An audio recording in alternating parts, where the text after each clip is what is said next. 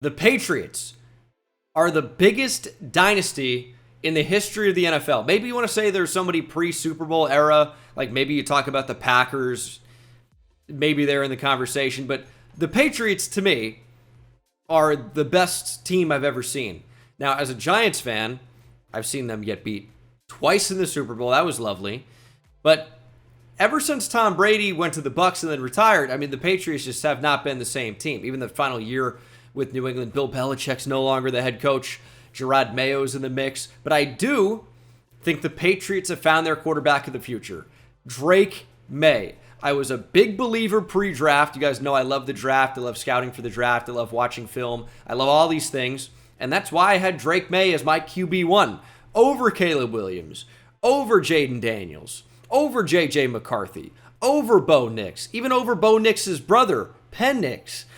I had Drake May ranked really, really highly, and I think we're already seeing flashes of brilliance for him with the Patriots. Here's our job in this rebuild. Get him weapons and protect him. Build up the O-line and get him somebody to throw the football to. I will say I like where we are with the potential for Kayshon Boutte and Pop Douglas. Less excited about everybody else. Jalen Polk has not looked very good this year. And we're going to probably end up drafting a receiver, maybe even two. I don't know. You can't say that Boutte's ever going to be like a wide receiver one like it looked like he was going to be at LSU for a season. We're going to need to draft some receivers probably. So this is the team. The O-line is pretty awful. We do have Mike Onwenu in the mix. Could upgrade at running back. Could upgrade every receiver spot. I mean, you could upgrade so many things. KJ Osborne's a Patriot. That's right. Defensively, no more Matt Judon. He was traded away. No more Josh Uche. He was traded away. However, maybe the best player on this defense right now, I do love Christian Gonzalez, but Keon White is really coming into his own in year two. Yeah, he was a little bit of an older prospect, but he was a super athletic, freak, kind of hybrid defensive lineman, and he is developing as a player. His set of rush moves are really evolving, and I'll tell you another thing is his quickness on the inside is abundantly clear. Very noticeable. He's going to end up being a game-wrecking type of a player. Awesome fit. Hopefully we can develop him over the course of this rebuild, but we're going to spend a lot less time talking about everyone on this team. Yannick Ngakoue is a Patriot now. You got a bunch of different people on this team that, you know, it's like, oh, KJ Osborne's a Patriot. Okay, oh, JaMychal Hasty's a Patriot. You know, oh, Austin Hooper's a Patriot now. Like, they've got a lot of guys where it's like, oh, okay. Like this receiver core, you know, maybe you're going to see development. A lot of people pre-draft love Javon Baker. Of course, the Alabama transfer to UCF. Apparently has some off-the-field stuff. I don't know, some character concerns. He apparently wasn't on everybody's draft board. But I don't know if he's ever going to be a stud. There's the potential for it for anybody, right? But I almost would bet more on Kayshon Boutte. Just thinking back to what he was doing at LSU, he was just a monster. But fell off in a huge way his final season at LSU, and then he also got into some off-the-field stuff. You can look into that. It involved a train. Maybe not your first guess about what that means. Though, you know, I am curious. If the game decides to give me one of those scenarios where I can sit Drake May for a year, should I do that? You would get more XP as a result, but also he's got, in theory, the chance to win Offensive Rookie of the Year. And he's playing in real life, even though he didn't start the season. That's interesting. Are they about to ask me about it? Would I sit Drake May for a full season for the XP? I really would consider it. But that's not what they're asking about. They're asking about the personality concerns for who's 99. That was Keon White. I have no idea what his thing is. I'm gonna believe in him as a person. I don't know who we're being asked. I don't remember who 99 is. I feel like it's Keon White.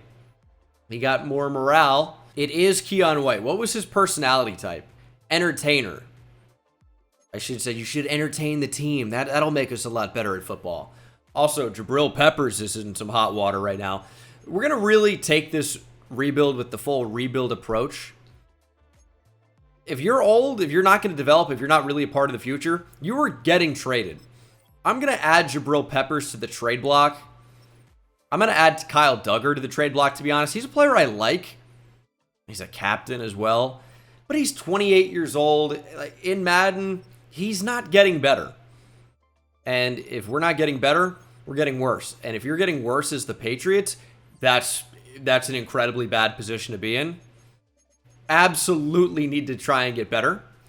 And if you're 28 plus in year one, you're probably just not going to be on the team. Let's see what our offers for Jabril Peppers are. I don't usually utilize the trade block. Former first-round pick Myles Murphy. I don't know if I like this trade. Let's see. I know it's different positions, right? We're picking up a 5th and a future 7th. It's actually a future 5th as well. A 7th in 2 years, 3 drafts from now, for a 70 overall normal dev defensive end Myles Murphy. I know he's a former first-round pick. I might actually be okay on that one. Eric Hall is interesting, I guess, if I had to pretend that something was interesting here. Byron Young would be interesting, but he's deceptively old at 26 years old already. Chuba, Jamison Williams maybe is actually intriguing. I would probably prefer to not use the trade block and get a much better offer. This is it. Do we sit Drake May?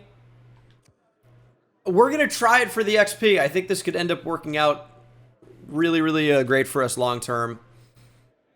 Are we potentially passing up on a chance to win Rookie of the Year? Maybe so. But we might be getting an increased dev trait and a ton of XP long term in what I'm thinking is probably going to be a losing year anyway. So we are going to be sitting Drake May. Now, I do like that 2 of the top 3 prospects are receivers.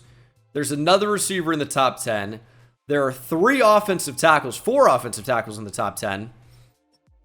We are going to be taking a big look at wide receiver. We're going to be taking a look at tackle. And hopefully we're picking high enough to get one of the best players in the draft. And hopefully they are either a receiver or a tight end. Or an offensive tackle. Have I been saying tight end? Region Breakdown does have the strengths of the class being wide receiver and left tackle. Quan Taylor could be that guy. All right. I am excited about the potential. And we need to hire some scouts that are actually good at that. Wide receiver and tackle are the 2 biggest things I'm focusing on. So I think my 3-star scout is going to specialize. We can even have interior offensive line on here as well. My top scout is going to specialize in anything wide receiver. And then it doesn't really matter what the other thing is. It'll probably end up being corner just because those 2 things usually go together. Wide receiver, tight end is interesting. I'm just probably not going to be drafting a tight end. So we will go with wide receiver and corner. I feel like I always hire Alicia Trenkel. And then something with offensive tackle. Maybe OTDE. I think that's a combo. I'd like my 2-star scout to have that. So Connie Seo, not to be confused with Junior Seau, RIP, will be the one. So, all right. I'll set it up. See you in a moment. You know, interestingly enough, the strengths of every single region, well, actually not central, are wide receiver. However, left tackle does not appear for any of them. So it's a strength of the class in total, but not an individual region. That's interesting. Wide receiver is just everyone, except for central, which D-end and OT is going to be the one. I feel like that's not going to be a bad call for us. So we'll set the focus scouting there sometime like week 3, I think. But I will see you guys for the midseason mark. The trade deadline, we will be making trades. Drake May is not going to play this year. It's my team. I'm running the show. So we're going to make that call. Definitely want to improve the accuracy of Drake May. I'm not sure how they have, well, I mean, develop them all seems good. But which area where is he actually short? This is where you got to know your roster. I sure wish I could pull it up and see, because I haven't memorized how they have had him individually. We're going to get like +1s to all of them probably now, which I guess is fine. But if there was one that was especially short or especially low, I might have wanted to upgrade that one. Like if deep throw accuracy was really low, that might have been a decent idea. They did give him 89 speed, which is good. 94 throw power. Yeah, deep is especially bad. Probably should have boosted that one. Drake May is really, really fast, though. Like, he's kind of like if Justin Herbert had insane wheels. Now, Herbert is a good running quarterback now. That's what we're seeing in 2024. But May is just on another level if you watch him at UNC. We are going to know about the receivers in this class, let me tell you. There is absolutely no doubt. If anyone's going to know about the receivers, it's going to be us. We will be taking one. Almost certainly. I haven't seen them yet. I don't know if they're even any good, but 2 receivers in the top 3 picks projected, like, they're going to be decent enough. We're 0-3, by the way, so we are right on track to be getting one of those picks. And I'm probably going to end up having multiple first-round picks as well this year because I'm moving Peppers. I'm moving Jonathan Jones. We're 0-4. I sure would like to make a trade, but I would like to trade with a team that's overperforming that I expect to do badly. This is not exactly the trade deadline now, but we can pretty much treat it as it is. Peppers is under contract for the next 4 years. I don't really care. We're going to try and move him. Will the Titans be bad in Sim? Can't even remember who's bad. I mean, you'd assume the Panthers are going to be. Nope, they have a really good playbook. I'm going to go maybe Tennessee. Projected pick 7. I feel like they're not picking at the top very often. I kind of want to game this a little bit. Raiders. Raiders is the one. I'll give you an entire secondary for a first rounder. Enjoy Kyle Duggar. Take Jonathan Jones. Take everybody. Jonathan Jones in the final year of his deal, by the way. Although there's not a ton of interest from Las Vegas. It's like, where's Christian Barmore? Listed at defensive end, of course. I would trade Devon Godshaw as well. They have any interest in that? This is, I mean, that's way too close to being completed. I almost feel bad. Jabril Peppers, Devon Godshaw for a projected top 10 pick. That feels rude. Although, I'm not worried about another team. I'm worried about the New England Patriots right now. How do I not make this happen? I'm going to add a pick. I'll give them a 5th round pick. Like, that makes it better. They really like Jabril Peppers. You know what? How could you not? Versatility. Star Dev. 87 overall is pretty good. Wow, that's a bad trade for them, though. Imagine if a team did that. Like, imagine if a team took 2 first-round picks and traded for Jamal Adams. Oh, wait. The NFL has changed a lot in recent years. I don't think you'd see a move like that. Juwan Bentley could be on the move. I don't really want players as much as I want picks because the teams that are willing to trade players, they're often not good and also young. They're either good and old or young and terrible. Like Cam Smith and mid-round picks, I'm okay on that. Although, Rasheed Walker's on the table. And he's actually rated really well in this game. Brian Brzee is actually interesting.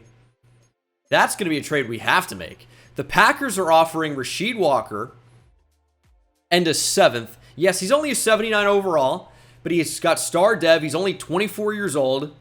I actually thought this was Quay Walker at first. I saw Walker 79 overall star dev on the Packers. I'm just like, all right, we'll get an upgraded linebacker. Can we do anything more with this? Rasheed Walker actually is incredibly valuable to me. And I get a first-round pick in any capacity here. Maybe. If I add Jelani Tavai, possibility. Give you Juwan Bentley. As I said, I hate to do it, but it's if they're 28, they will not play a factor in this, unfortunately. This team is more than 1 year away. I would even give up my 2nd-round pick to make this happen, probably. But I won't have to. It's going to be a 3 and a 4 next year. That's a very complicated trade. The Packers are getting quantity.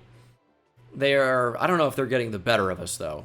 But this is an interesting trade. We're trading Jonathan Jones, Kyle Duggar, Juwan Bentley, a 3rd this year and a 4th next year for Rasheed Walker and a 1st-round pick. We'll see where that pick ends up being. The first maybe is not as valuable to the Packers because they're actually good. That might be at the back end of the 1st round. They get a lot of players that can help them now. Now, they do trade a starting caliber tackle here in the game in Rasheed Walker. If you look at the Packers, though, Andre Dillard, was going to say, they have Zach Tom and Rasheed Walker. The rest of the O-line looks fairly good. Jordan Morgan could kick out to left tackle in this scenario. But that's a good trade for us. Rasheed Walker starts at left tackle. Mike Onwenu at right tackle. The interior offensive line is still not great, but we do have Cole Strange. David Andrews is okay.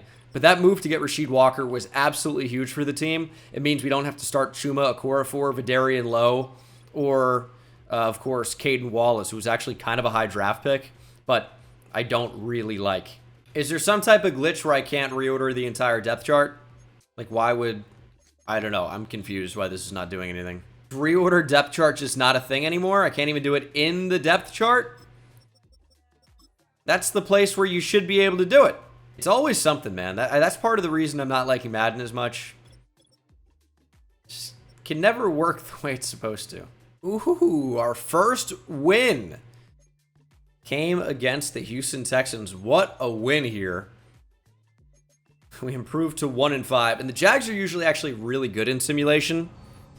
I'm curious if they're going to be able to win this game. They do 35-27.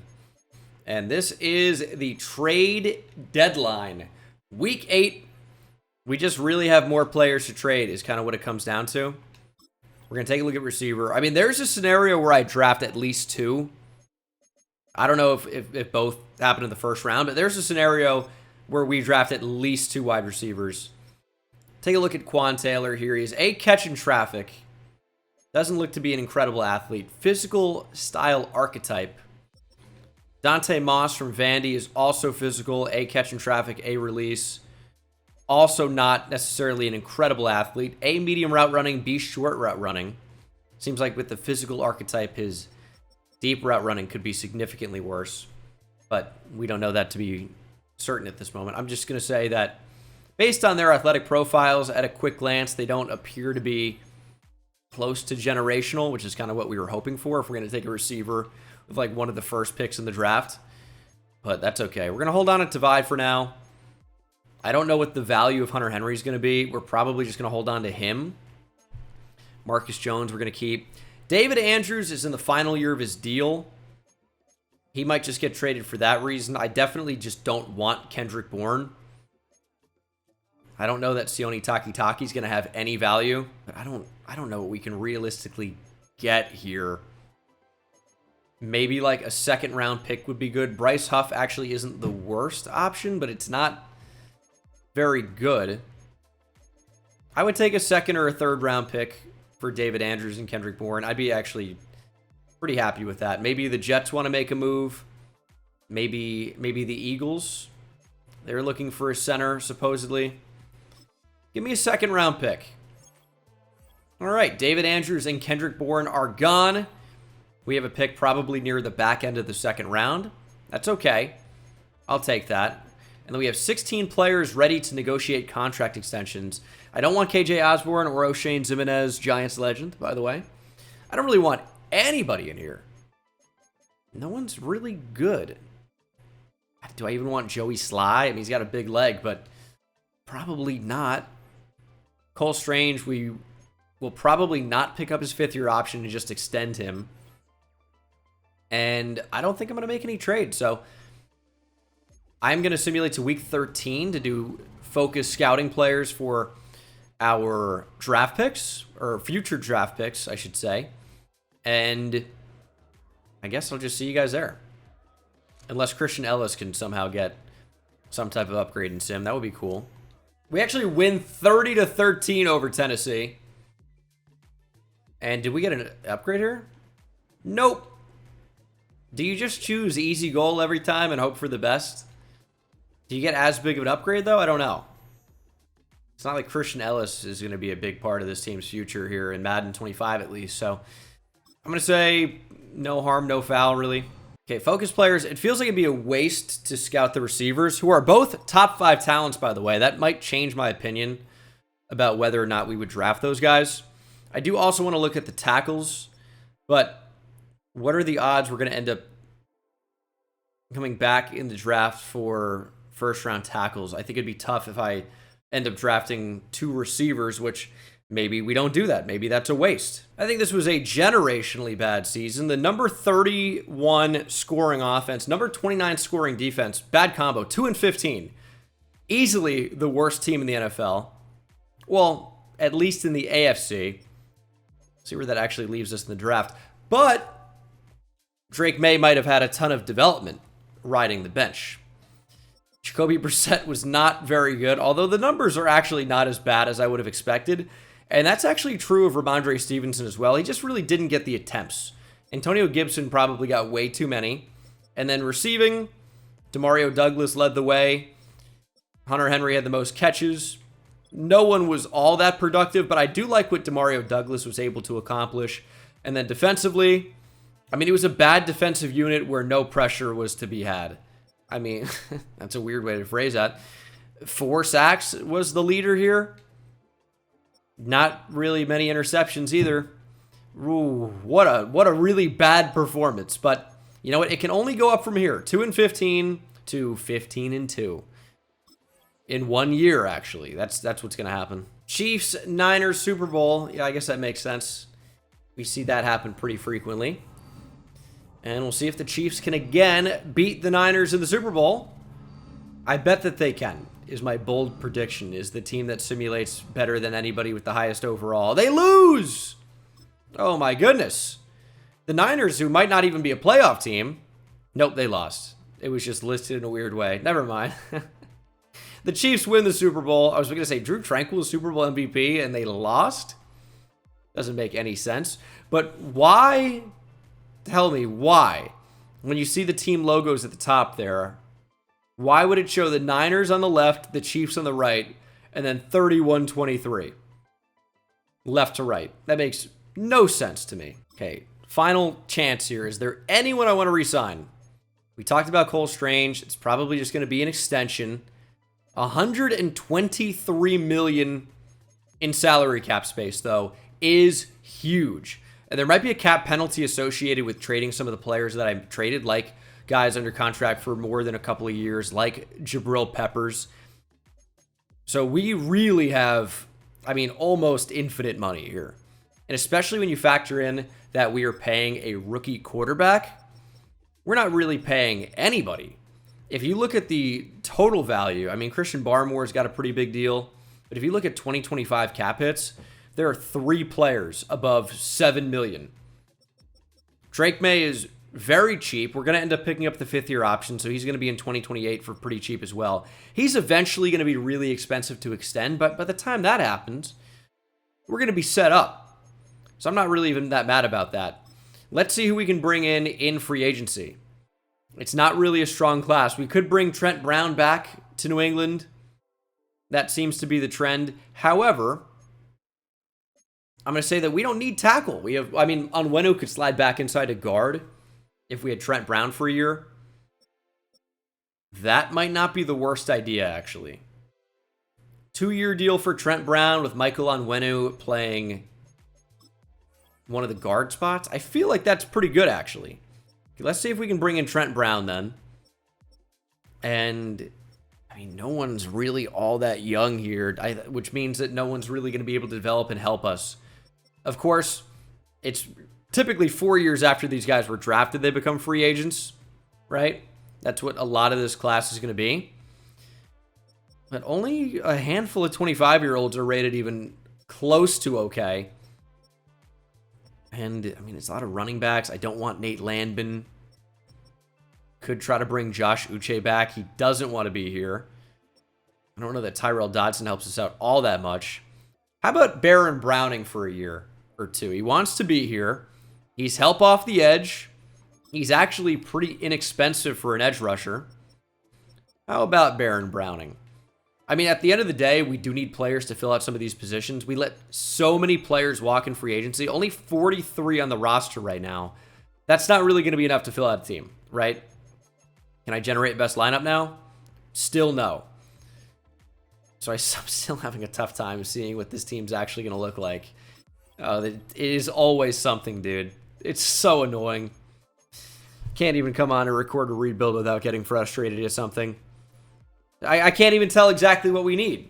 I have no way of doing it unless I change every position manually. Okay, it's not a big deal, I guess I can say. It is, though. We need linebacker, but if we switch to a 4-3, we have Tavai, Taki. Those are not rush linebackers, so we have 2 inside linebackers with Taki and Tavai. Anthony Jennings can play on the outside. Baron Browning's there. We need a nose tackle. Marte Mapu, I feel like, is fine at strong safety. We'd use a safety. We could use another corner. The depth on this team is pretty atrocious right now. We are targeting Derek Nottie, Justin Simmons, who we're not going to get, and I'm not really bothered by that. Baron Browning, Tyrell Dodson, and Trent Brown. We'll see if we can get any of those guys. We do need a kicker at some point. Nottie is unsigned. We did bring in Trent Brown, Baron Browning, and Tyrell Dodson. That's not bad. I'm okay if we don't get Derek Nottie. I do probably want to add a kicker in here. We're going to be fine at punter.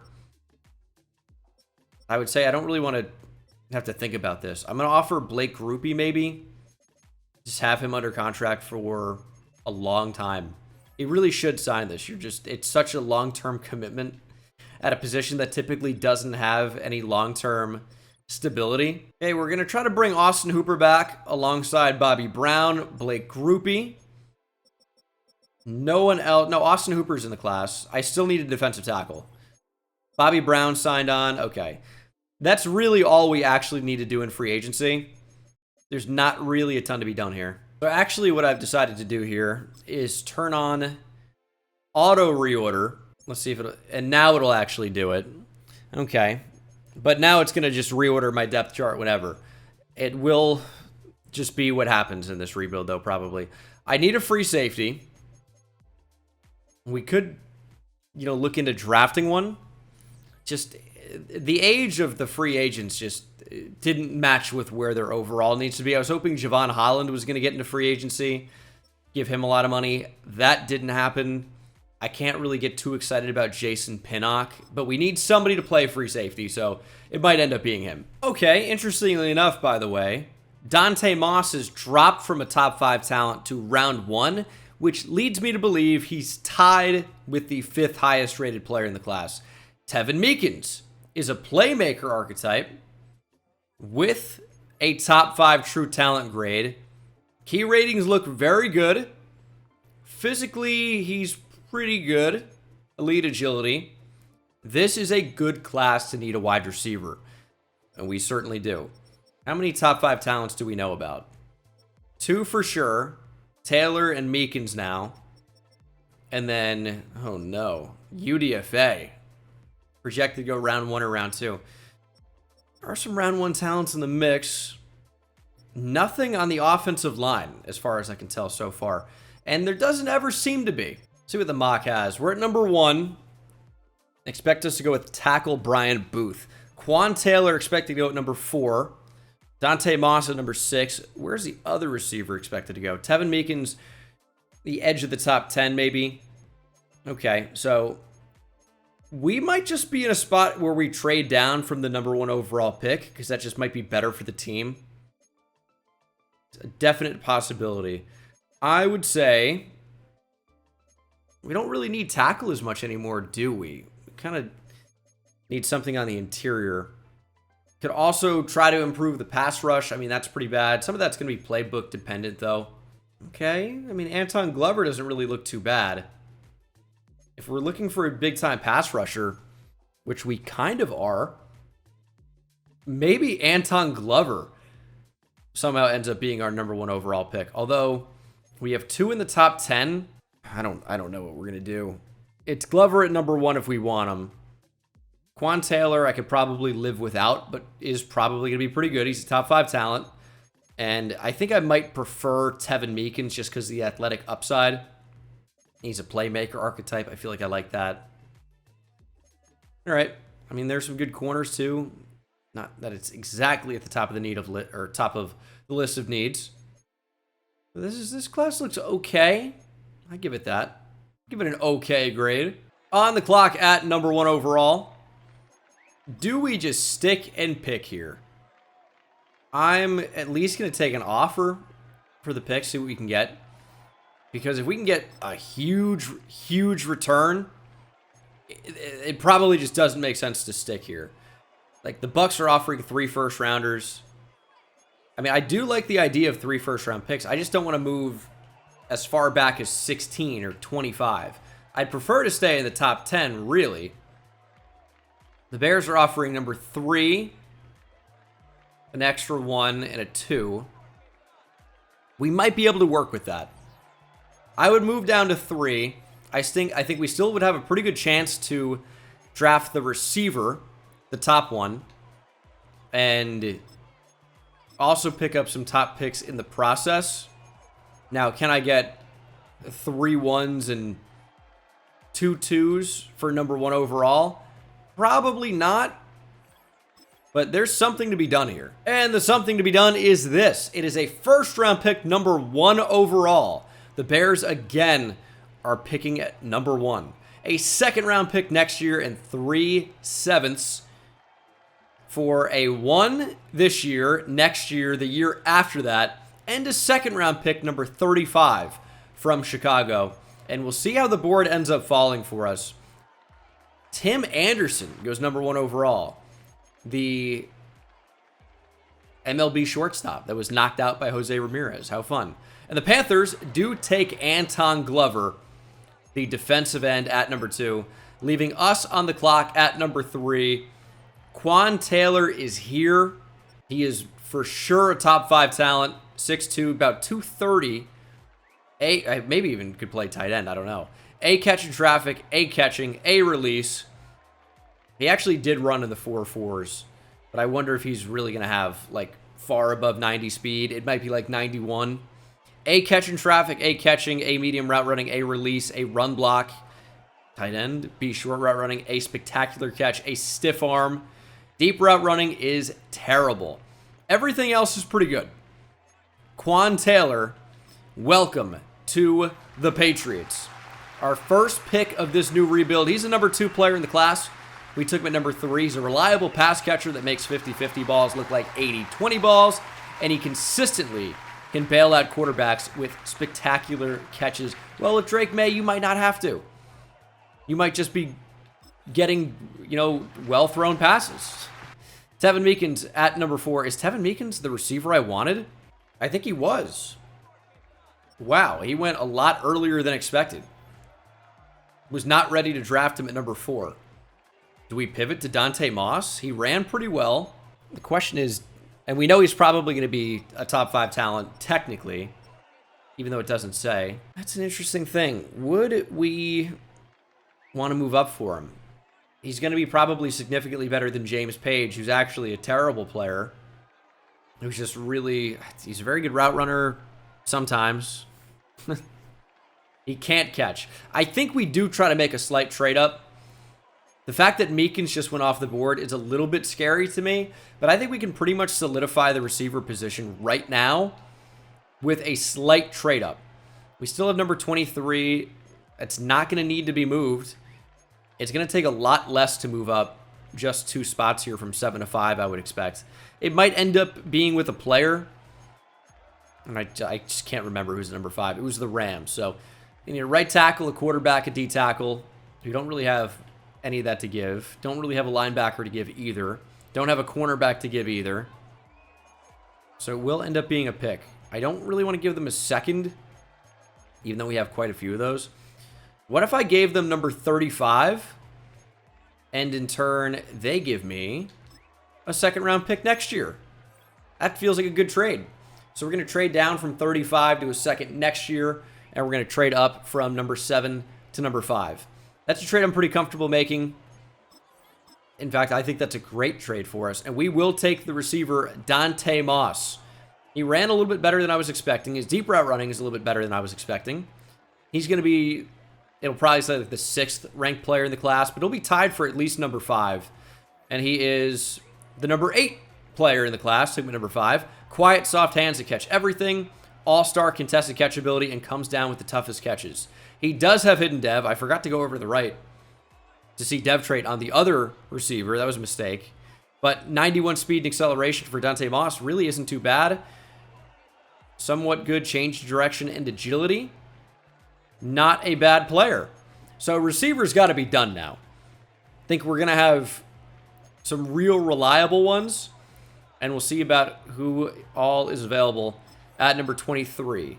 O-line's a need. I'm not sure it's going to be what we take here. We might actually go, ooh. Where were you when I sorted by top 5 or top talent earlier? You were not available. J.P. Wagner, round 2 to 3 guy, top 5 talent in the draft. And we need a guard. Okay, so J.P. Wagner will be drafted. I don't think we need to take him here. I don't think we need to. He's going to be available when our second round pick comes around. So I'm going to say no on that. But Andrew Long might not be. He's a round 1 talent. He's at a position of value to me. 6'4", 273, only 21 years old. C block shed, A power moves, A tackle with great speed, great strength, great acceleration. Andrew Long, welcome to New England. I think this could be a really solid pick. Hopefully he's a fringe top 10 player. You can be a round 1 guy. That could be a top 10 guy. He's ranked number 18. But I feel like defensive ends are rated lower in the game unless they're generational usually. Strong core and base, moves quarterback off his spot by pushing linemen into the pocket. Struggles to disengage from blocks. He does have hidden dev with 89 strength, 83 speed, and 85 acceleration. There's a lot to work with here for Andrew Long. I wonder if any relation to Howie Long, or Chris Long, or Jake Long. I'm gonna say yes. I could see them being related. And we'll simulate to round 2. It's the first pick of the second round, and I'm not gonna be crazy here. I'm not going to push my luck, even though we're in a fine position. I will be taking J.P. Wagner from Tennessee. 22 years old, 6'3", 306, pass protecting type, but he can run block as well. Great acceleration and agility, elite change of direction. Strength is only just okay, but he really can pass block. J.P. Wagner is going to be the missing piece of the offensive line here. We're going to look incredible. He's the number 5 ranked player in the draft. It took him at 33. Processes blitzes quickly and effectively. Quick feet and strong hands and pass pro. Won't be overwhelmed by power. What an addition, and I didn't see dev trade again. Why do I keep forgetting to do that? I'm off my game. Well, we'll find out soon enough. Okay. Pick number 53. We could sort by talent here. There is a round 1 to 2 talent still available, but he's a physical archetype. He does have great speed, though. He looks pretty well-rounded. This is another guy who could potentially move to tight end at 228 pounds. It's a little light, but it's like, think about like an H-back. Think about like Jonnu Smith, who is definitely not 230. Jonnu Smith is probably 240 maybe. Let's see here. 248 pounds, but he is 6'2", but that's a little light. Am I avoiding other positions in need? Evan Humphrey has got great hit power. He is a zone archetype. We're going to see if we can find a really good athlete somewhere in here. Let's see. Let's sort by 40 time. I mean, there are some receivers who ran quite well. Deep threat, Nicholas Edmonds, but we don't need to take another receiver. Although he looks really good. He can catch. He's good after the catch. I think we're going to move one of those receivers to tight end and draft Nicholas Edmonds. He ran in the 4.3s. He offers some elite speed for us. He's ranked at number 69, but he can catch and he can run, and he's only got normal dev. Did I jump the gun there by drafting him? Maybe I should have thought that one through a little bit more and looked at some other positions that could have been more helpful to us. Like, I know we definitely need to improve, like, everywhere on defense.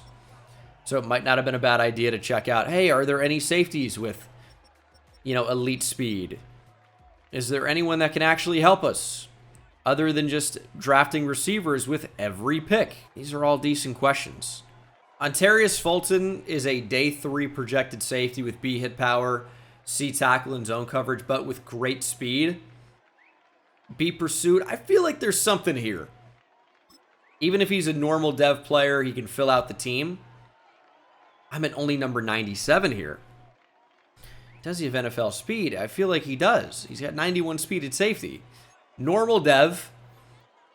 I will say drafting the number 230 ranked player at 97 isn't the best pick I've ever made. I thought we were in like the 5th round. How did that happen? And that's why maybe you don't just draft off of athleticism. Quan Taylor is an 80 overall with hidden development, 6'2", 229. And one of these guys is moving to tight end. 94 spectacular catch to go with 91 speed. Very good route running overall. He is not bad after the catch. He's not much of a blocker. Not much of a blocker. Didn't that say A? Run blocking? I was hoping for like 60 something. I know it's A run blocking for a receiver, and those guys aren't historically great blockers. 90 agility too. Quan Taylor's interesting. It's a pound away from 230. What about the other receiver? Dante Moss. He's a 78, 6'3", 226. He's got better overall route running. Less spectacular catch, but 88 release. He can block a little bit better. It's not amazing, but a little bit better. He's a pretty good player overall. So we're doing pretty great to start, and we know we're going to get a high overall guard here in a second. It is a 78 overall, but we'll come back to that in a minute because I forgot we drafted Andrew Long. Also hidden dev. 76 overall power rusher. 78 power moves, 83 speed, 80 tackle. He's got some really good traits. Spin move, bull rush, high motor. And more importantly, he does have hidden dev, which is nice. We have really upgraded in this draft. Yeah, we had 3 first-round picks, but we still upgraded a lot. JP Wagner, hidden dev, thankfully. Strength is really low. Run block, power, and finesse are pretty low. Lead block is bad. He can sure pass protect, though. I kind of think with low strength and only 306 pounds, I feel like you are a center. And that's kind of what we need. So that's going to be a convenient move there for us. Stays at a 78 overall. Nicholas Edmonds, we know only normal dev. He's a 73. I was hoping he'd be a bit faster, but he does look pretty good. Offers us an option maybe as a return man. And then the last pick was 66 overall. Ontarius Fulton with the first pick of the 4th round. He really actually doesn't look that bad. It's just awareness, block shed, man coverage are all really, really low. But the rest look good. Good speed, zone coverage, hit power, pursuit, not that bad. Tackling could be a little bit better. His normal dev is going to make it so that he probably just doesn't end up seeing the field for us, though. And let's see how he did in the grand scheme of the draft. 81 overall for a 5th, nearly a 6th round fullback. George Goddard to the Titans. Quan Taylor. Tevin Meekins was a 79. Hidden dev as well. His jersey does not fit. That looks so weird. He's got some good traits, but he mostly looks pretty similar to the receivers we drafted. I mean, he's a fine player. I'm not, like, pissed we missed out on him, but he does look good, right? Spencer Brown, 79 overall quarterback. Good receiver class. There's JP Wagner. Here, a lot of high-rated players in this class. A lot of high-rated players. Some good corners that we could have considered. Percy Pryor would have been a really good one. 77 overall in the middle of the 2nd round. There were some good options at corner, but not really any offensive lineman other than the guy that we grabbed. So, I mean, 74 is not terrible, but they're always rated pretty low. It's kind of disappointing. So our 2 new receivers are our highest rated receivers. We still have Hunter Henry, so I'm not sure that we need to move either of these guys to tight end this season, although it could definitely help with winning Rookie of the Year. I don't know. Maybe they just stay at wide receiver for right now. I would say that Trent Brown, Cole Strange, JP Wagner, Mike Onwenu is a pretty good line. City So maybe is not the best, or Sao, I've never known. We don't have David Andrews anymore, but that's a pretty good unit. Rasheed Walker exists. Onwenu to guard. That's right. I'm like something's wrong here. Onwenu to guard, Rasheed Walker to tackle, and now we're fine. All right, beautiful. Now our offensive line left to right looks really good. It's a really solid group. So the offense, for the most part, just looks awesome in general. I don't know why Ramondre Stevenson has absolutely no morale. Might just put Jaheim Bell at fullback. Stevenson RB1. We will need a big-time running back at some point. And then defensively, Barmore to D-tackle, and then Long starts at defensive end. I think that's the best fit. Yeah, so I don't know what had happened. I 100% missed the whole Drake May gets a bunch of XP scenario. I just didn't see it. I don't know what happened to it. So that it didn't happen. We sat him for no reason. In case you were curious, that's what happened. We sat him for literally no reason now. So that was cool, I guess. Good catch. Steven Stevens!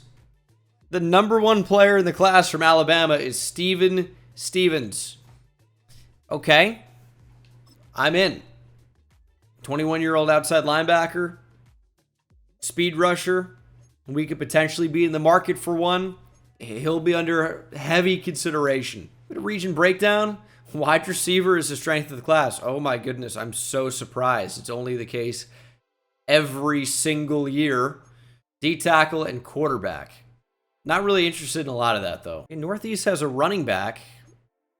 I could be in. But this is the team for season number 2. Going Cincinnati offensive playbook. I think that's going to put us in a pretty good spot. Let's see how the CPU wants to set this up. Yeah, Keon White and Long here as our rush ends. I don't really mind that at all. Demario Douglas can be in the slot. That's totally fine. And we will see how effective this team can be here. Drake May, you finally have the reins. You should be like an 85 overall right now, maybe even superstar dev. That's on me. Or on Madden for it not popping up. Either way, it's unfortunate. But we're going to be good this year. And even if we're bad, we'll have a high draft pick. We can't lose. Okay, 4-3. We just lost 35-3 to the Jets. That's never a good sign. That's maybe the worst sign that there can be. That's really not very good. Okay, focus scouting. I mean, let's do corner. Why not? 8 players ready to negotiate extensions. Rasheed Walker's one of them. I mean, it was obvious we couldn't just trade for him for free. Super Bowl chase underdog. We're going to wait on Rasheed Walker. He might be cheaper if we're actually good. And if not, we can just franchise tag him. I do want Marcus Jones back. It's a 5-year deal where Marcus Jones is back. Pretty cheap. Cole Strange, I talked about extending. That's where this is going to happen. A 3-year deal as he is signed through his age 30 season. I don't really want Sione Takitaki. We'll definitely end up picking up the 5th-year option on Christian Gonzalez at the end of the year.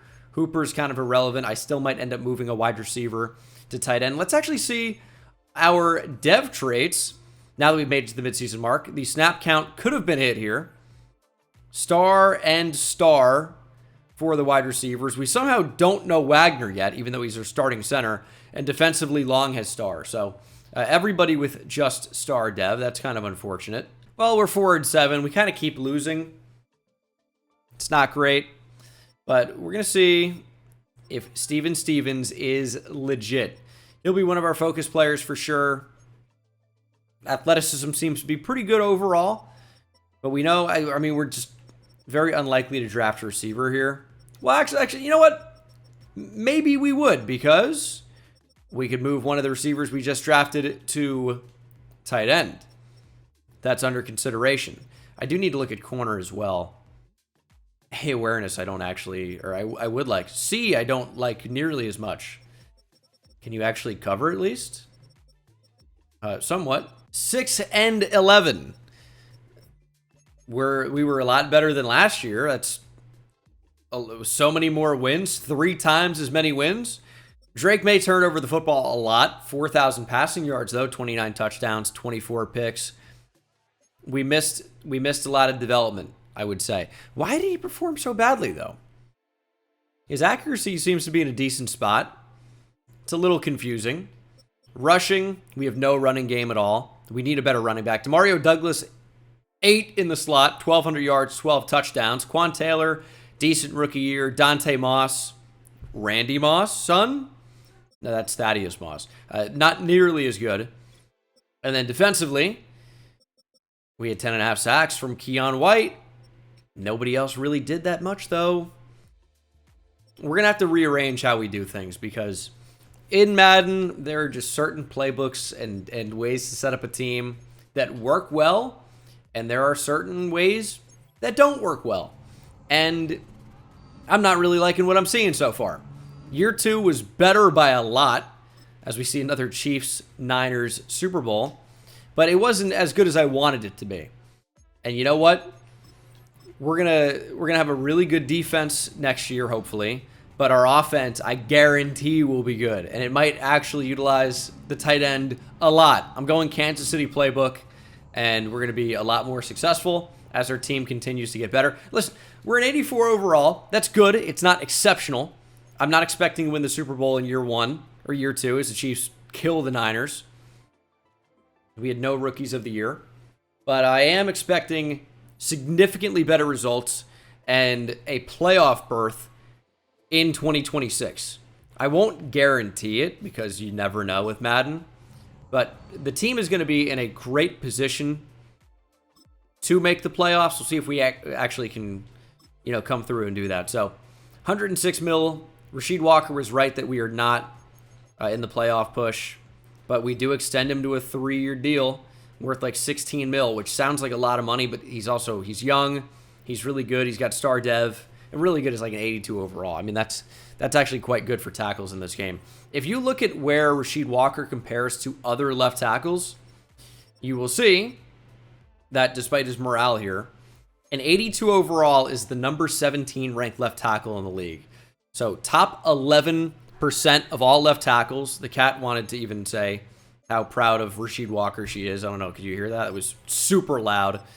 But this offseason, we're going to crush free agency. We should have a lot of top draft picks as well still. Might end up trading some of those guys. Brock Purdy's here. Mark Andrews is here. We don't necessarily need Tyler Linderbaum. I actually like where the O-line is. Don't need Kelsey. We don't really even need Jamison Williams. Who do we even sign here? I mean, there are some really good options. Just, do they fit with what I actually need? They don't really. Ooh, Quan Taylor did get upgraded to Superstar Dev, though. Why is that? He won Offensive Rookie of the Year for the AFC.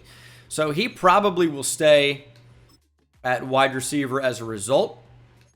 But I think that we're going to move the other receiver, our second pick, to tight end. He's slightly light for the position. Don't get me wrong. I get it at 226 pounds. But he's going to be like a move tight end. He's going to catch the ball, 100 times this year. Blocking is just going to be a secondary for him. He's going to be like really more of a receiving threat, big slot potentially. And I do want to sign a blocking tight end as a result. Receiver's fine. We still could potentially draft one. I need an upgrade at running back, and I would be willing to trade a top pick in order to make that happen. Our defense is mostly unexceptional. So wide receiver Matt Walden is a top 5 talent with good speed, elite acceleration. It looks really solid. If we wanted to take a receiver, that might be the way to go about it. Steven Stevens with an elite name, maybe less of an elite player. He's definitely good. He's a round 1 talent. That's quite good. But it's not like super elite, right? So I'm considering whether or not we want to sign Jalen Phillips in free agency. And I think we do. Okay, we've offered on Josh Oliver, but also not Brock Purdy. We have offered on Jalen Phillips, Rasul Douglas, Nakobe Dean, and Alohi Gilman. I'd be comfortable with 2 or 3 out of the 5 as long as Jalen Phillips is one of them in any way. I think we're going to get Josh Oliver. And we actually get all 4 that have decided. Jalen Phillips, Rasul Douglas, Nakobe Dean, and Josh Oliver. Dean is good depth with starter potential. Phillips will start. Douglas is a 1-year deal. It's not worth very much money. It's an upgrade for right now. And Josh Oliver is a good blocking tight end. I think I'm not going to offer any more money on Alohi Gilman. He can either sign or not, and he doesn't. But I'm going to save the rest of our money, and we will basically head to the draft here. We'll stop, of course, to pick our 3 focus players. I could still end up drafting a receiver. And then we'll have 3 really good receivers plus a tight end. I still really need a running back, so it wouldn't be the worst idea to at least take a look at one of them. But you're probably just not going to see one that's all that good. There is one round 1 caliber player, Deshaun Brockers from Auburn. It's a good running back school historically. Got elite change of direction, to be fair, but can't really get excited about anything in there. Howie Samuel, elite speed. He's a quarterback. He's got very good accuracy in general. He's projected to go round 1 to 2. I was just searching by elite speed for everybody. Did not expect to see a quarterback, but he didn't run in the 4.2s or anything, but still ran very well. Let's take a look at the mock draft real quick here. Although it doesn't matter as much as it used to. We know that. We pick at number 7 and 8. I took a look at 2 defensive tackles and also a receiver with my points there. And there's no receiver expected to go inside the top 10, even though we know that Matt Walden's a top 5 talent. So that almost makes our first pick kind of easy. If Matt Walden is there, I think we need to pull the trigger because he's just a top 5 talent at a potential position of need, right? Because we have 2 good receivers now. We've moved one of our good receivers to tight end. He's almost 230 pounds, which again is light, but for what we need, catching the football, it's going to be a really good fit for us. We could use a good third option. I would like a great running back. Could potentially trade a pick in order to land a great running back. This is what our linebackers look like. We're going to be playing a 3-4 defense. Could potentially go 4-3 and then go Phillips off the edge, Long off the edge, White and Barmore on the inside. It's a possibility. And we need an off-ball linebacker in that case. Safety, corner. We might end up trading for a DB. I think we definitely need a DB. But I think that first pick should be the top 5 receiver, provided that he makes it there. He might not, in which case we can pivot and go a different direction. And Brandon Wiley is not who we wanted. Steven Stevens, everyone off the board, I think, in a similar way to where they were expected. And Matt Walden is available. We know about 1 top 5 talent. There are some round 1 caliber corners, but I don't know if they exactly stand out to me. That's 4.5 speed at corner. That's like okay. I don't love it. What about Brian Sampson? Looks a little bit better coverage-wise. Was he just who we looked at? I don't think so. We looked at the other corner. They looked extremely similar in that case. No. Okay, wait, I clicked the wrong one. Dwayne Burrows is maybe worth taking. He might be a decent candidate to move to safety. He's got A-hit power. Tackling's okay. Block shedding's okay. But again, that's for a corner. With this pick, though, we are going Matt Walden. And I kind of think that first-round pick has more value to us spent on a different player. And that might be trading for a running back. That might be trading for a DB. But Matt Walden is our first pick. The number 2 player in the class. We took him at number 7. Very reliable hands. Shows great concentration catching in traffic. And comes down with the toughest catches. Does have hidden dev. Like every receiver we've looked at so far. Has 91 speed. 95 acceleration. And change of direction with 90 agility. Very, very solid player overall. And, I mean, obviously, he is the number 2 player in the draft. At number 8, we really shouldn't be picking here. Probably. But we have so many picks from trading down from number 1 that we've got a lot of flexibility, right? So we have 2 1s next year. We could definitely end up moving one of those. This is our second first this year. Can I go out and make a move for a talented young running back? Like, I'm thinking maybe Atlanta. Can we get Bijan Robinson and Jesse Bates somehow? That would be an insane trade for us. But Bates is in the final year of his deal. This will not go through. However, there might be something we can do here to have an immediate, huge boost to our entire team. Let's make it happen. 2 first-round picks is not enough to get it done. I was really hoping it would be. What if I just gave you Ramondre Stevenson? How cool would that be? He could be involved in the trade. I have no problem with that. Pinnock has, almost no value to me. Would it be easier to get A.J. Terrell Because I might have more interest in AJ Terrell anyway. I would be very comfortable with that. Okay, it's going to be easier to get AJ Terrell. I'm going to make a move. This is an insane trade. I get that. But I'm going to be insane. That's fine. Whatever. It's going to be a 3 and give me... Do we just get auto pick because I didn't pause the draft? I'm going to kill myself. How did I not pause the draft, dude? I do it every time. We got Alex Craig. He's a D tackle. Okay. Well, that's an unbelievable... It's an unbelievable thing. I go and I pause the draft. Every single draft I've ever done, I feel like. Not this one. You know what's another tough thing about that? Is I was within seconds from completing the trade. Within seconds. We're here to the end of the second round. There is a round 1 to 2 talent corner. His coverage is terrible. I don't know how he could possibly be valuable. We are trading Ramondre Stevenson, a 2nd this year, a 1st and a 3rd next year for Bijan Robinson. We don't get AJ Terrell. I made a big mistake, clearly an oversight, and we have paid the price for it. Otherwise, we could be a lot better right now. But we've traded for Bijan, which makes me really happy. And again, true talents can be pretty bad here. So do we take a chance? It's the 3rd round. We could see what we can do. You know, again, I like typically looking for these super great athletes, but there really aren't many. So, I don't know. Give me another Texas legend here. Brandon Jones. Okay, we're going to make it happen in some way. Just got Bijan Robinson. Hook him. I'd love to get Brandon Jones, another Longhorn legend. I would trade Jason Pinnock to make it happen. There you go. Jason Pinnock and a 3rd for Brandon Jones. It's an upgrade at free safety. It's going to be our draft. 86 overall, 88 offense, 86 defense. To me, that is what an 87 would be. I've never been a big math guy, but to me, that's what it would be. Special teams, I guess, is not good enough. Matt Walden is a 79 overall. Alex Craig is not even that bad as a 76 with hidden dev.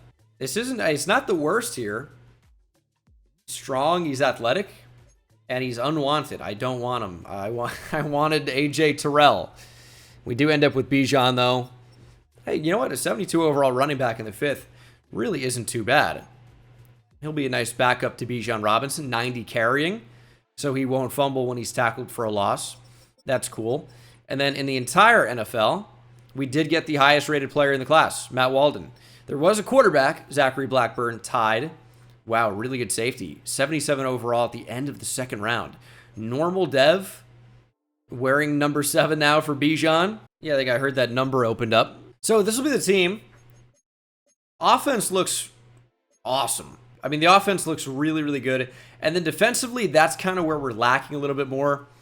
I feel like, you know, the no superstar dev or beyond makes it look kind of tough. But Christian Gonzalez is fantastic. Jalen Phillips is a really nice add. I think we could use, like, and no kidding, but we could use like a Roquan Smith type right up the middle. I would like that. I don't know if that's even possible to get done. We have some options here. I kind of like the way the team is going to be set up specialist-wise as well. I think we run it. This should be a playoff team. The fact that Bijan's here now, I think we're going to be a lot more successful. The O-line's good. The defense is good. It's just not great. Okay, Nakobe Dean to right outside linebacker. We've moved to a 4-3. It's just better. It's just better. I wish there was a little bit more versatility. Sometimes I can get a 3-4 defense to play well, you know, in Pittsburgh defense. That was not the case. Because this is a good defense, right? 85 rated, and that's actually lower than it was prior to the position changes here. Looks like a pretty good group overall. Linebackers okay. Safety's okay. Corner's okay. I do think we're missing that superstar level player on defense. But on offense, that's not the case at all. We are now building superstars. I think Walden's going to be wide receiver 2. And our slot receiver, he's going to be really, really productive. It's a good team. And now that we're in Chiefs playbook, I think we're actually going to start to play like a good team. Now, I could trade a first-round pick in order to land a big-time defender. Jared Verse has been incredible in real life this year. He's been one of the best power rushers in the league. I want a big-time corner. And that's it. I mean, we could get Javon Holland plus picks, but if I can get Quinyon Mitchell and a pick back, that would be great. I mean, that would be a big upgrade at corner. That's like the superstar level player I'm looking for, and that's kind of what Quinyon Mitchell is turning into. I think we can make something happen here. I feel like I have too many linebackers. I don't really need Tyrell Dodson anymore, and he could have some value to Philadelphia. So I'm going to try and send him over there. I do want to hold on to Jelani Tavai. I don't really need Anthony Jennings. We could give them to Kobe Dean back. I'm not going to do that. Douglas is going to be a solid CB3, and that's kind of all he needs to be. Don't really want to do anything with Marte Mapu. So I will trade. I mean, Quinyon Mitchell is extremely valuable, but we're getting a first-round pick back from Philly in 2027. So it's a first-round pick swap. Eagles, of course, expect to be a lot better than us, but I'm not sure that they will be. And we're moving a second next year plus Tyrell Dodson for Quinyon Mitchell. That's a really, really good trade for us, obviously. You know, it's tough because Madden, like, where do you find the line between realistic trades and fun in the game where you're actually able to make trades? And then you have the hyper unrealistic trades that actually happen in real life. Like in real life, you're going to have players that are rated really well in the game that are a little bit older, maybe on a non-competitive team, and they just go for nothing. I mean, pennies on the dollar. Look at some of these trades over the past several years for any of these receivers, like Amari Cooper, went to the Browns for like a 5th or 6th round pick. I mean, the Bills traded more to get him from Cleveland, but still not very much. DeAndre Hopkins went for not any significant return. Devontae Adams went for basically nothing. And how do you make that work in the game?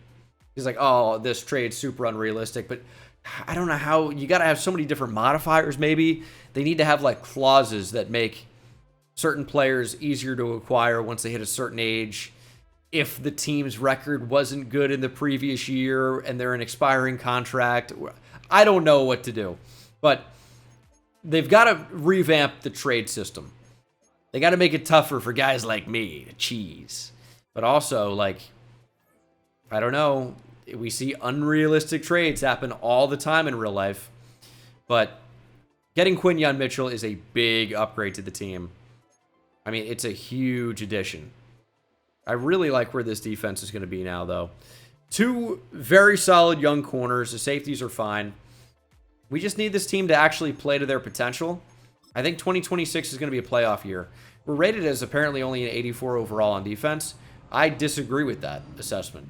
4-2. This is significantly better. And one of the losses is to the Chiefs, 21-15. That team's won the Super Bowl against the 49ers every single year of this rebuild so far. We have $121 million in available funds to bring back a lot of free agents, but there are a lot. There are a lot of free agents here, or guys that will be free agents. I want Demario Douglas. 5-year extension. It's about $8 million per year. Demario Douglas is back. Keon White, I don't want to lose. He's very expensive, though, and his overall says that I should not offer this. However, I want to keep Keon White around. It's $15, $16 million per year. He wants a little bit more than that. You're only an 82 overall with star dev at 27 years old. That's a little concerning. I'll give Onwenu a 4-year deal. It's a little over $13 million per year, right, or something in that neighborhood. Onwenu is back. Brandon Jones, I'm good on for now. I do want Marte Mapu. Let's bring him into his 30s. This is not very expensive at all if he can actually develop. Good on Rasul Douglas. Don't really need Hunter Henry. Trent Brown is regressing, but is still good. Is he worth $20 million? For 1 year, maybe so. It's cap room, right? This isn't like professional baseball. It's cap room. That money needs to either be spent or it'll roll over into the next year, which is still good. But it's not like, oh, can we really afford this guy? As long as you're under the cap, yeah, you really can. As wide receiver, again, is the strength of the class. As I've said, I think they need to do a better job with the draft classes. I really have not seen generational players in a long time. I don't really see any. I don't know what happened to them, but I don't see any anymore. I haven't really seen any for Madden 25, and I get that they need to be rare because that's the whole point of a generational player, but I might have to live a full generation to actually see them. I don't see them at all anymore. And I've done fewer rebuilds this year, I get that, but I'm really not seeing any in any of my drafts. An 80 overall is not generational. That's very good. It's very good, but let us have a little bit of fun. Show me an 85-plus player, and I don't want to see it be a receiver every year or a corner. I'll see a quarterback even, but show me some generational tackles, guards, centers, nose tackles, edge rushers, linebackers, safeties. I don't want to see just receivers every time or the occasional running back. I like drafting positions that aren't just skill players, yet they force me to draft receivers every year because they're always the best players in the draft. And I like drafting the best players. So, whatever. The Bills are 0-7, by the way. What an incredible fall off. This should be a playoff team, though, here in 2026. We are a playoff team playing the wild card at 12-5, up to an 89 overall team, as the 83 overall Dolphins will be our first matchup. Jared Goff threw for over 5,000 yards. Look at Drake May, though. 4,200 yards, 48 touchdowns to 13 picks. Rushing, Bijan Robinson was very good, averaging over 5 yards per carry, had 8 touchdowns, did fumble 5 times. Okay. Receiving, Dante Moss led the way, 100 catches for 1,100 yards, 10 touchdowns, 14 touchdowns for the rookie Matt Walden, who has star dev trade, of course. It always seems to be. 12 touchdowns for Demario Douglas. Quan Taylor is actually the least productive wide receiver on this team that actually played meaningful snaps for us. And then defensively, 103 tackles for Jelani Tavai, 13 TFLs for Phillips, 13.5 sacks for Phillips, 11 sacks for Barmore, 11 for Keon White. This is the production I've been looking for. 5 picks for both Marte Mapu and Quinyon Mitchell, 3 for Christian Gonzalez. This is a team that's actually capable of winning a little bit. We are moving in the right direction, and the Dolphins will eliminate us here in the wild card at just an 83 overall. No, it didn't happen. Okay, cool. The Ravens, though, may be a different story in the divisional. They are equally rated at an 89 overall. However, they have many an X factor, and that could be the X factor in this game. And here we go in Baltimore, and the Ravens are up 7-0 here as we approach halftime. 14-0 now. It's not looking especially good for us. Have yet to find the scoreboard in any capacity. Down 17-0 now, 17-7, 24-7, 24-14. We will be eliminated from the playoffs here in Season 3, 24-14 at the hands of Lamar Jackson and the Ravens. It is a Ravens-Seahawks Super Bowl, the Chris Matthews Bowl. Remember him, the receiver that had a big game for the Seahawks in the Super Bowl, and they lost anyway, I think? I would say that I deprived you guys of Chiefs-Niners. Joe Montana is the bowl pick for a Chief and 49er player. There are more. Frank Clark, right? Ooh, no, Frank Clark. He was a Seahawk. I don't know. Was he a 49er? D Ford was definitely a Chief and 49er. I don't know that Frank Clark actually was. Was he a 49er? I kind of think so, but I don't know. Charvarius Ward is one for sure, though. Yeah, Frank Clark wasn't. I think I was thinking of D Ford, and I got to it a second later. The reason why I even mentioned that, you guys probably have seen these rebuilds where I do that every time. Well, I think I'm going to do the impossible task of trying to do every immaculate grid in one video. That is going to be a disaster. That's going to be, where I get like Chiefs 49ers and I get a player instantly. I pick D Ford. And then by the time I get to Chiefs 49ers 4 hours down the line, I can't even think of anyone who's ever played in the NFL. So that'll be interesting. The season is over, though, as the Ravens beat the Seahawks. Patrick Mahomes wins MVP. You have no Patriots immediately for Rookie of the Year. However, I'm noticing those are NFC players for the Rams and the Panthers. My face cam may be covering it, which means we could still have a Rookie of the Year, but for the AFC, as is done here in Madden. So I'm expecting that receiver who caught 14 touchdowns as a rookie to probably improve in dev trait. That's just a theory. As Walden does have superstar dev. Of course, the tight end is upgraded to superstar dev as well. Offensive Rookie of the Year for Matt Walden. Not really a surprise. And, as I mentioned, now superstar dev for Dante Moss, playing tight end. Up to an 89 overall. Run blocking is improving, by the way. Impact blocking's bad.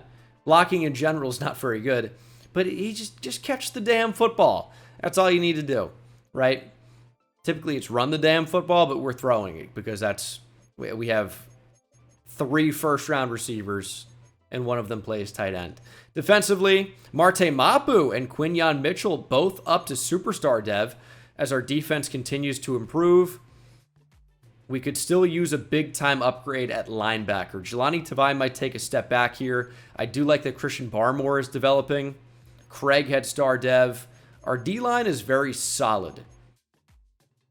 I think we're missing like a superstar linebacker. If I could somehow get a Roquan Smith, which seems unlikely, but maybe a Fred Warner, that also seems unlikely. Maybe there's going to be an awesome player available in free agency. I doubt it. We will pick up the 5th-year option on Drake May and Quinyon Mitchell. Keon White, I definitely want to bring back. I will franchise tag him if he declines this. I would like to play for a new team next year. Sorry, you can't. That's $30 million, but that's fine for 1 year. How about Brandon Jones for 1 year? He's not interested in signing, so free safety now becomes a need. I'm going to let Rasul Douglas go, probably. You know what? It's 1 year, $5.4 million. Rasul Douglas will be back for a year. He's good depth, and I do also want Bryce Behringer. He's a solid punter. He wants to be here. It's pretty inexpensive because he's a punter. Show me some good free agents, though. That would be incredible. Show me a big-time linebacker, a big-time safety. The O-line's pretty good, but I would consider a tackle maybe with the Trent Brown situation where he's maybe only back for 1 year. Okay. Whatever it takes to get Trent McDuffie is what's happening. I really actually thought he was going to be a Patriot. I was shocked they did not draft him. I think they even got out of position. Or, you know what it was? Is I didn't think Christian Gonzalez was going to make it to where the Patriots are picking. I think they traded down the first time right and then still got Christian Gonzalez in that draft class. I would easily give Trent McDuffie $30 million a year to guarantee that he plays for us. The Giants and Commanders are going to be difficult. I don't want Zay Flowers. Ronnie Stanley doesn't really make a ton of sense for me. I probably want Marlon Humphrey as well. We barely have enough money to afford him. He's someone I could potentially move to safety. And I think we're just going to keep the rest of our money. Please, dude. This could be a game changer. If we can get one or both of these DBs, we'll probably get neither. But if we can get one or both, that would be incredible. They've both made decisions. We got Trent McDuffie. We got the big one. It's really expensive. You got 5 years, $74 million, and then an $85 million bonus. But he's going to be so worth it. And he's someone that also could move to safety. He's got a safety skill set, but he's so good that he just plays corner. I think our secondary now is phenomenal. I think I do probably just leave Trent McDuffie at corner. But he's so good. We do need to figure out how to get a safety. I think I'm just going to leave all 3 of those guys at corner. And just have 3 incredible corners. And we're going to have one guy play in the slot a lot anyway. We just need Marcus Jones to move to free safety. We have Rasul Douglas. This feels like a no-brainer. Marcus Jones can go play free safety. Really versatile player. Don't know that he would make for a great safety in real life. But in terms of being able to make an impact as a return man, sometimes even on offense, although we've seen that less and less in the NFL. He's not Travis Hunter. He's not. But this is a really good-looking defense. I need a big-time linebacker still, I think, and I would feel a lot better about things. The offense is insane. We have $20 million. Maybe even a little bit more than that, actually, now that Marlon Humphrey is not signed on. I really only need a big-time linebacker. That's it. The CPU would agree. Free safety is going to be fine. I pick a number 28. I have a first-round pick next year I could move. The Niners are probably going to be in cap hell, and we won't be able to make a move with them. I don't think it makes sense to try and pry Roquan away. Devin Lloyd in the final year of his deal is interesting. He's actually developed really nicely. Tell you what I'm going to do. I'm going to look at probably the best off-ball linebacker on the worst team, preferably going into the final year of his deal, and we will make a trade for that player. So Patrick Queen's an interesting choice. Who actually makes sense? Devin Lloyd might make the most sense, actually. I think he probably does. Let's see if we can make a move for Devin Lloyd. He's on the Jaguars, is 28. A second-round pick's not going to be enough to do it, but I need just to see how close we are. 28's not going to do it either. But it's not actually that far away. And we could trade a linebacker here. Baron Browning in the final year of his deal. We have Nakobe Dean. We don't need Baron Browning at this point. So it'll be a first-round pick, Baron Browning, and a third next year maybe. And that trade is accepted. Big upgrade at middle linebacker to bring in Devin Lloyd. And our defense, I think, has pretty much been solidified. I like where everything is. We're a 90 overall team, and that's only going to get better as we go into the next year. We don't have a first-round pick anymore, but I don't care because we got somebody that's way better than anyone we could draft at 28. Jelani Tavai can go over to play right outside linebacker, probably. His coverage is good enough. Yeah, he's going to play right outside linebacker, and Nakobe Dean's going to play left outside linebacker. And we are going to have the best defense we've had the entire rebuild, which should make sense as we continue to go up here in years. And the next year, our window is wide open, right? We gotta make a play. NFL draft time, no first round pick, and we're not going to be moving up. So we're going to see what's available. I'd like to draft a DB, I think. Hopefully there's a good one available. Safety, corner. Looks like a good one just went ahead of us. True talent. Here's some round 1 to 2 caliber corners. Charleston Cherry, on the basis of this being an insane name, and he actually looks great. Charleston Cherry, welcome to the Patriots. Somebody's going to move to safety. Maybe it even is Charleston Cherry. Number 32, we took him at 59, and he looks like a Charleston, honestly. He looks like a Charleston Cherry. He's got a goofy stance and a goofy look, to be honest. He's got a normal dev. I disagree. We're going to take another corner here. He just looks so bad. That's really a round 3 to 4 talent. Doesn't really look like it. We'll go with Jerry Chapman. He's got B press. What up, Jerry? Jerry Chapman joins the team, ranked number 91. We took him at 123. Also, normal development. And that is going to be our draft. Draft recap.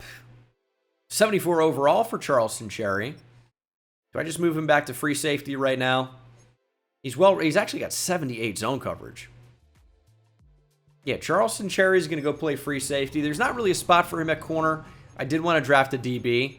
But you can draft a corner and move him back to safety, especially, one without top-tier speed. Overall drops by 1, but 73 is still going to be fine for our purposes. And there was an 80 overall player in this class, a free safety, not a receiver for once. The safeties were actually good. Not generational, but Emmett Monty has very good zone coverage. Speed isn't that great at an 89. I mean, he is kind of boring, but he is an 80 overall. Okay, this is the team. I feel good about where we are. We've got an exciting group of players, for real. And I think our pass rush should be pretty good. Keon White is a rush D tackle. Phillips and Long off the edge. Linebackers are good. Trent McDuffie playing in the nickel, I think, is going to be really good. I don't want Demario Douglas in the slot. He'd probably be fine there. I probably want Walden or Taylor. Probably Walden. Douglas is maybe more of a slot receiver, though. And I like Demario Douglas in real life. We're actually going to leave him. I've changed my mind. But this is the team. It should be a very good team. We will simulate to the midseason mark. 91 overall across the board. I'm expecting another 12-win plus season. 6-1 at the midseason mark. This is what I'm talking about. This is what we've been waiting for. I'm just going to jump straight to the playoffs. This is a playoff team. We might even win more than 12 games. 15-2. And you know what's funny? I actually did say that at one point. We go from 2-15 to 15-2. It just took until 2027 to get it done. Drake May, about 4,600 yards, 39 touchdowns, second in the league in passing yards, as it said. Rushing, Bijan continues to dominate, over 5 yards per carry, 14 TDs, 1,200 yards. Demario Douglas led the team in receiving yards. Dante Moss had the most catches. Douglas had 12 touchdowns, 11 for Matt Walden. Quan Taylor back over 1,000 yards receiving, but only 4 scores. Like he's Abe Lincoln. 103 tackles for Devin Lloyd. Welcome to the team. 4 for loss. 13 TFLs for Jalen Phillips. 10 for Keon White, who had 6 sacks, but Jalen Phillips would lead the way with 12. 9 for Andrew Long. Welcome to the team. Finally producing. Barmore had 8. As I said, 6 for Keon White. Andrew Long, though, is up to 94 power moves. Block shedding and finesse moves, of course, have never really been upgraded. But we also had a lot of interceptions as a team. Look how many players at 3. Lloyd, Tavai, Gonzalez, McDuffie, Mitchell, Mapu, Jones. Everybody had 2 or 3 interceptions, it seemed. And that's why we probably forced turnovers at one of the highest rates in the league. We had the number 1 scoring defense, the number 8 scoring offense. And for our troubles, we have generated or earned a first-round bye. But now the Texans will face us in the divisional. The Texans have beat us already this year. No, our first win was against the Texans. Never mind. We own the Texans. I feel good about it. We're going to jump in here.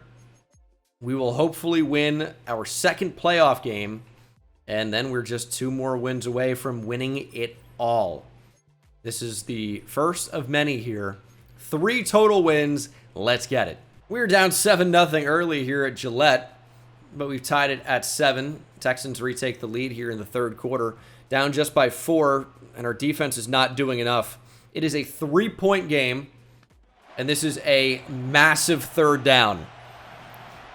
Will they snap the ball before the 2-minute warning? I doubt it. They shouldn't, and they will. Was not ready for that, and that's Devin Lloyd jumping up and knocking the football down. We will get a chance here. I didn't want to try an interception in that spot. Easy reads, green eggs and ham would have been beautiful. But no user pick for me today. We actually might return this. There's nobody even close. Here's Edmonds. Edmonds actually has the outside here. Who is the punter? Tommy Townsend? It is. Get out of here. Tried to cut back across him without sacrificing speed with a juke or a spin. And that is not quite what we wanted. The timing on that had to be very precise. Luckily, not an interception. I would have freaked. Down by 3. At home. Oh, don't block him right into our rush lane, please. We could play for 3. We're not going to. We're going to try to win it here, of course. We have Bijan. We can run the football. And that actually might be the way to go about it. There's Bijan. We have plenty of time. Bijan's only had 5 attempts this game. That feels like a mistake. Okay, they have a linebacker facing the wrong way. I guess he forgot he's playing in a playoff game right now. I don't know what's going on with him. I'm not really worried about it. We're going to look to save those timeouts. That was a lot of time off the clock just there. That was a lot of time off the clock. Stepping up with May again. Just get out of bounds. Now we're definitely going to have to call our timeouts. I don't want to be too aggressive. I mean, there are windows where maybe we can fit in a ball. But oftentimes I'm like, can we? It's a pick. So that's not something I want to do. There's Walden. We'll call our first timeout. Drake May, 240 through the air, 2 touchdowns. They want us to play for 3. They being the computer coach. No. We have a chance to win it. We have 2 timeouts. Wide open. Dante Moss, and Moss leaping and knocked out of bounds. But they'll give us a spot down to the 1. 14 seconds on the clock. We caught them in a light group here. Jalen Petrie's playing middle linebacker. This is a super light box. Up the middle. Bijan Robinson, touchdown. We'll pull ahead. 25-21 pending the point after. And now we just need to play defense for 12 seconds. No Hail Mary. and we are headed to the AFC Championship. The Patriots have not played in one of those for quite some time, but under Drake May, they are on the verge of doing just that. It's good defense. Good special teams, kick coverage, I should say. 8 seconds. We're not going to rush 3. Well, okay, we're going to rush 3. I didn't want to. Barmore knocked down to the ground. Lobbed up. Knock it down. Oh, my God. Nearly caught. They wouldn't have had time for anything, though. Zeros on the clock. 25-21. Gerard Mayo wins the playoff game. His second so far. Drake May completed 91% of his passes. It's a 4-point win, but most importantly, it sends us to the AFC Championship, 1 win away from playing for a Super Bowl. Patriots, Bengals, the Ben Jarvis Green Ellis Bowl. Also, James Harrison, I think, is a weird one that actually played for both. I'm like 90% sure he was a Bengal. He was definitely a Patriot. I'm fairly certain. It also feels like a DB, Bengals, Patriots. Can't think of who it would be at this point. Yeah, James Harrison in 2013 just randomly played a year for the Bengals after playing his whole career with Pittsburgh. And then after that year at the Bengals, went back to Pittsburgh for a few years before finishing with New England. Chad Johnson was a Patriot Bengal, actually, come to think of it. There are many. I really got to exercise that immaculate grid part of my brain. Sometimes it's tough. Like, if you told me a player, I could tell you their entire career path probably, or all the teams they played for. But actually, if you like coming up with that player with only seeing the teams is a lot more difficult. We're up 7-0, very low scoring game, 14-0. Bengals are completely held without points. It's a shutout. Devin Lloyd leading the charge. I don't know the last time we've shut out a team. And they tried to cheat, wearing all white in a snow game. Luckily, none of this is really sticking to the turf. Well, in this shot it is. Joe Burrow held without a touchdown. 14-0 as we move to the Super Bowl. Patriots, Seahawks. The Lawyer Malloy Bowl. Deion Branch is a Patriots Seahawk. Feels like there's a running back in there. I can't come up with it all, but maybe not. It's just a vibe sometimes. Drake May up to Superstar Dev, playing up to a 97. Bijan maxed out. Our receivers look great. Demario Douglas playing up to an 88. Dante Moss, as I thought in my head, if I didn't say it out loud, is an X Factor, as is Devin Lloyd now. We also drafted an Edmonds gentleman here, who's a rookie, of course. Hidden Dev, 80 speed, 82 power moves. Okay. Good kind of situational pass rusher there. I don't hate it. But this is a really good team. 92 overall. Nakobe Dean being just normal development looks ugly. But other than that, he's still pretty good. And we will try to take on the Seattle Seahawks. Patriots, 15-2. Playing for their 7th Super Bowl win, right? I think 7. I'm pretty certain. I guess there's a chance it's 8, but I think it's 7. I don't know. We'll see after we win it, because we're going to. We will be a Super Bowl winning team here. And here we go. It flies by in Super Sim. 3-0. Electric start. 6-0. Supercharged. And it's 12-7. How about a touchdown, dude? Well, I mean, there was one, but I want more. We're down by 3. 2:47 on the clock. Well, they're putting us in position to win. That's too much time for Drake May. And we have 3 timeouts. I mean, the game's over. We have won the Super Bowl. I'm confident. And you gotta be, right?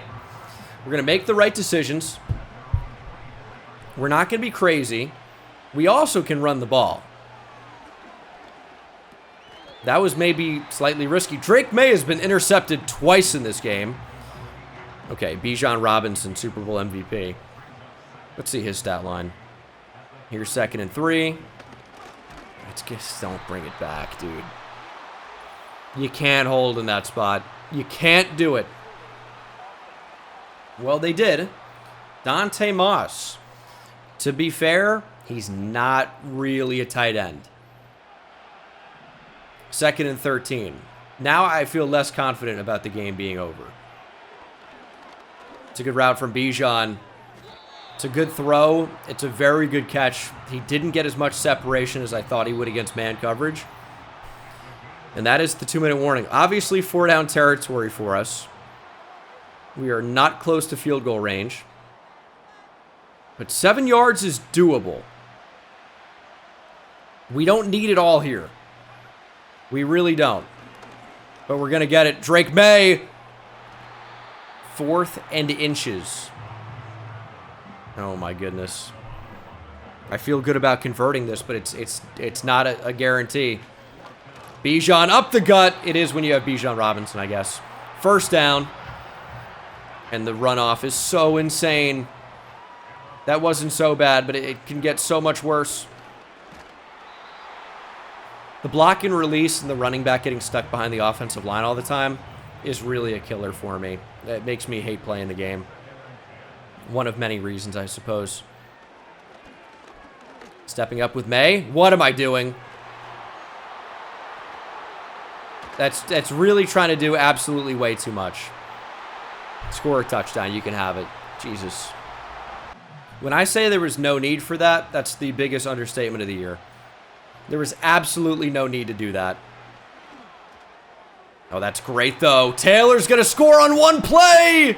There goes Taylor. Oh, my goodness. We have life. Thank God the DB didn't turn around, but our former top pick, Quan Taylor, with a big 4th quarter touchdown to give us life. We're going to make it a 3-point game because, of course, we don't even necessarily have to onside, by the way. I think I'm going to. I mean, we're playing a field position game. No, we'll probably kick it deep because we're going to have 0 timeouts. I think this is the right call. Don't let them get 3. 3 and out. We'll have no timeouts and 30 seconds to score a touchdown or force overtime. We might not even have 30 seconds. It might be closer to 25. I mean, how do they not run here? I think it almost has to be. How is this not inside zone? It's an RPO. Big hit. Timeout. Don't call RPOs.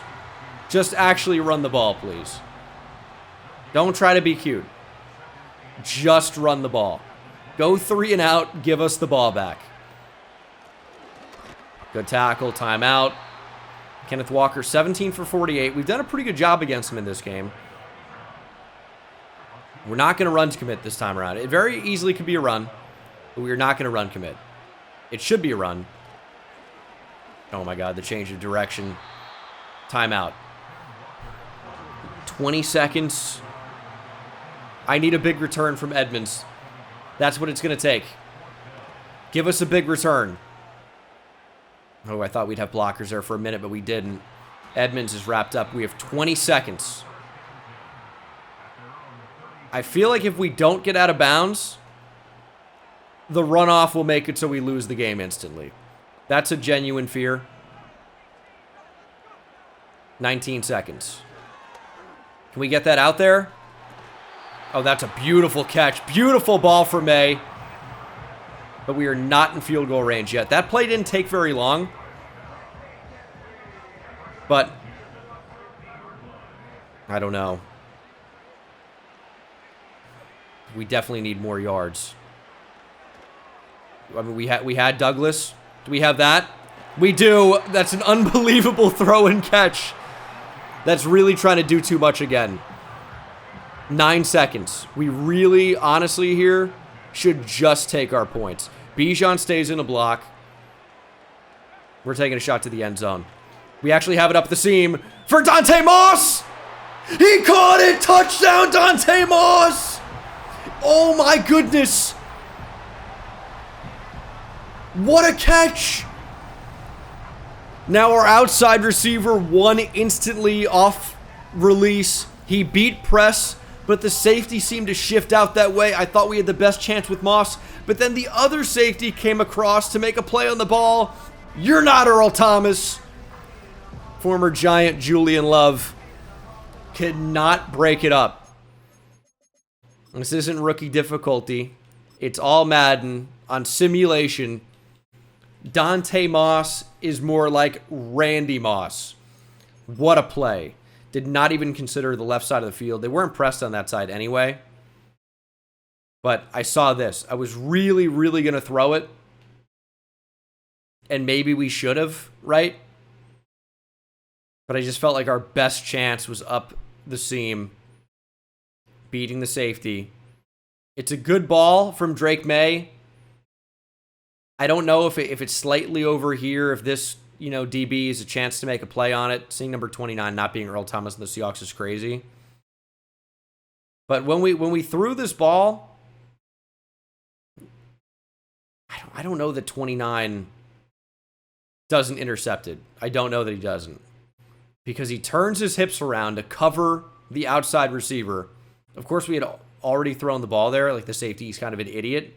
I think we just timed it up absolutely perfectly. That's pretty insane range from Julian Love, by the way. I mean, they basically rotate over. So is this cover 3 and Julian Love ends up being single high? In a way. Yeah, that's exactly what happened. Cover 3 cloud. So bizarre to run that when we had 9 seconds left. Because why were you not just in quarters? Why would you ever go 3 deep in that spot? Seems insane.